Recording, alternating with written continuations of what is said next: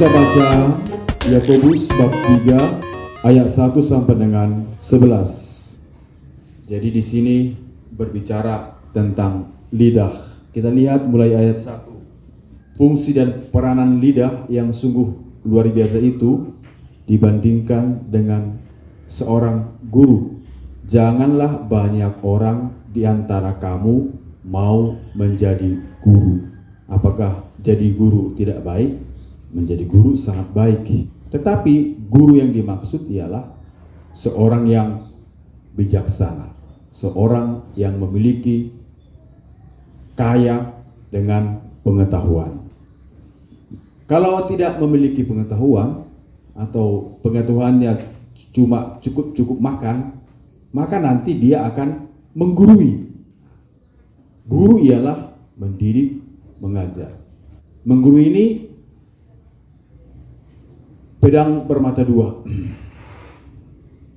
Seolah-olah ia dapat mengajar, tetapi isinya tidak ada. Supaya nanti berhubungan dengan apa yang dimaksud dengan lidah. Ayat 3. Kita mengenakan kekang. Tahu kekang?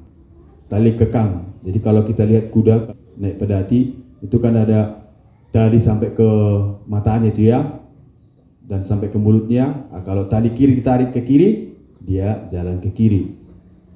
Bagaimanapun kencangnya kuda ini, kalau ditarik ke kiri, dia ke kiri. Ditarik ke kanan, dia ke kanan. Apalagi mata kuda itu juga ditutupi. Jadi dia hanya bergantung kepada yang menarik kekang itu. Mau ke kiri, mau ke kanan, atau mau berhenti. Hanya satu yang tidak bisa. Nggak bisa mundur. 4. Lihatlah kapal-kapal. Surat Yakobus ini ditulis lebih kurang tahun 90-an sesudah Masehi. Jadi sudah ada kapal di situ ya. Tapi digerakkan oleh angin. Dapat dikendalikan oleh kemudi yang amat kecil menurut kehendak juru kemudi. Nah, sekarang ini yang menjadi fokus ayat 5. Demikian juga lidah, walaupun suatu anggota kecil dari tubuh, namun dapat memegahkan perkara-perkara yang besar. Lihatlah betapapun kecilnya api, ia dapat membakar hutan. Lidah pun laksana api. Ia merupakan suatu dunia kejahatan dan mengambil tempat di antara anggota-anggota tubuh kita sebagai sesuatu yang dapat menodai seluruh tubuh dan menyalakan roda kehidupan kita, sedang ia sendiri dinyalakan oleh api neraka. Jadi boleh kita lihat hidup kita setiap hari, kata-kata apa yang keluar dari mulut kita.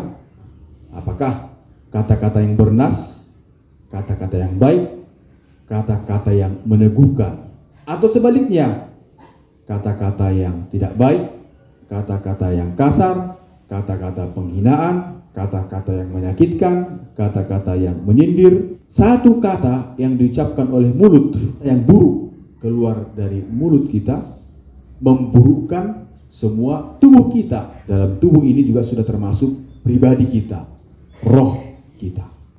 Jadi misalnya kalau bilang ke orang lain, bodoh kau, yang menerima atau mendengarkan kata bodoh merasa tersinggung, sakit hati, ya, maka orang akan mengatakan kepada kamu, ya, emangnya hanya kamu yang pintar,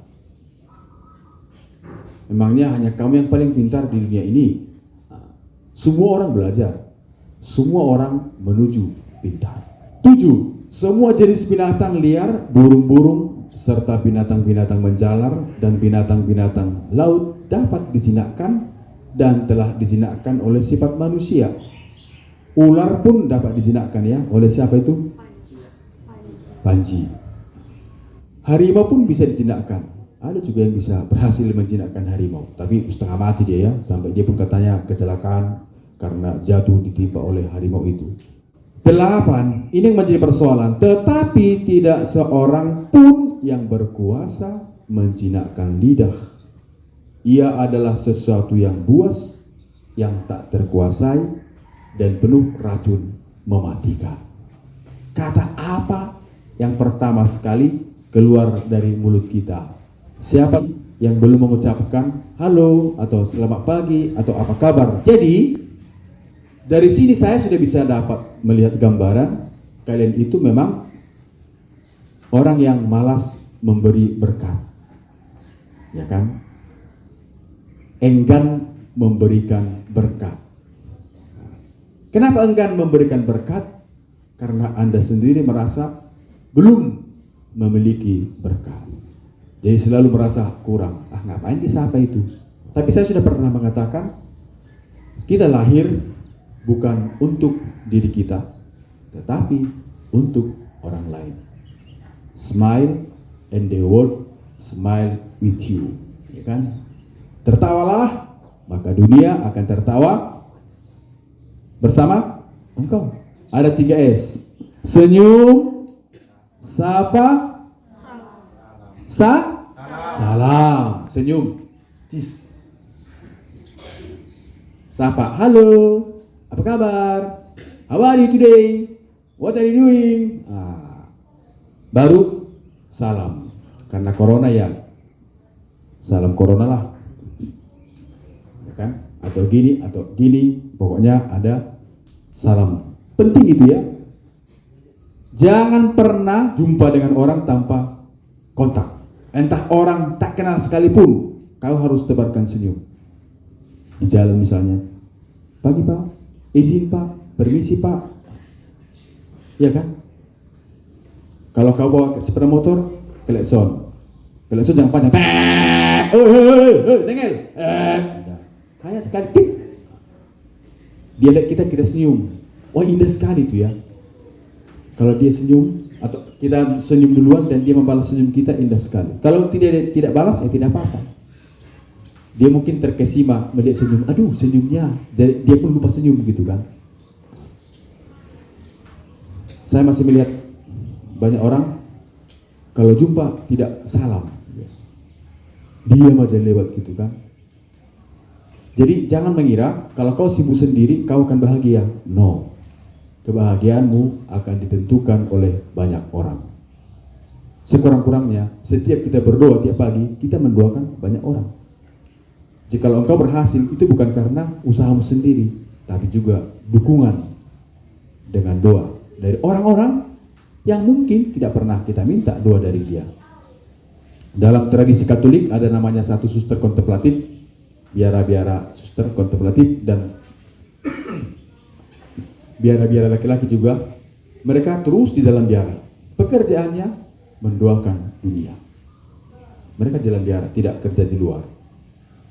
Jadi ingat, keberhasilan kita itu juga karena dukungan orang lain.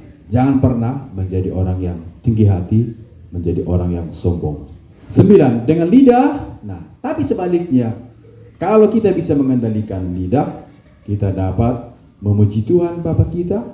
Dengan lidah kita juga bisa mengutuk manusia yang diciptakan menurut rupa Allah. Dengan lidah bisa juga keluar berkat dan kutuk. Nah, berkat misalnya kalau kita beri salam. Kutuk misalnya itu kalau kita menahan berkat bagi orang lain. Misalnya sering saya dengar, mati mau katanya kan. Jangan bilang mati mau. Nanti kalau mati, siapa yang mengubur? Kau juga yang mengubur. Adakah sumber memancarkan air tawar dan air pahit dari mata air yang sama? Jadi maksudnya sumber yang baik pastilah akan memancarkan air yang baik. Jagalah lidah, hasilkanlah supaya lidah menghasilkan kata-kata yang bijaksana. Anggi, kata-kata yang membangun dunia. Anggi, ya kan? Kalau Anggi bisa berkata dengan baik, maka engkau telah membangun dunia. When Christ shall come with sort of acclamation to take me home, while just shall fill my heart, then I shall bow in humble adoration and there proclaim, my God, how great Thou art. Then sing my Savior God to Thee, how great Thou art, how great Thou art. Then sing my Savior God to Thee, how great Thou art, how great Thou art. Profan juga bisa.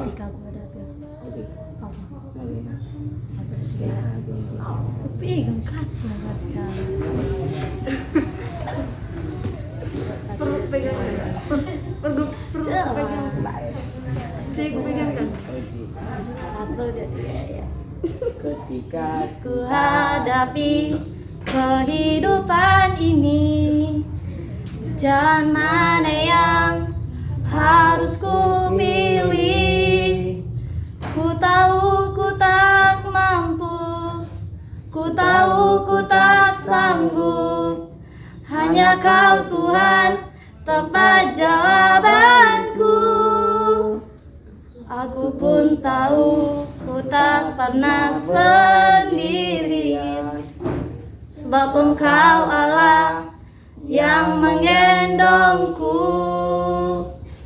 Ku tahu ku tak mampu, ku tahu ku tak sanggup.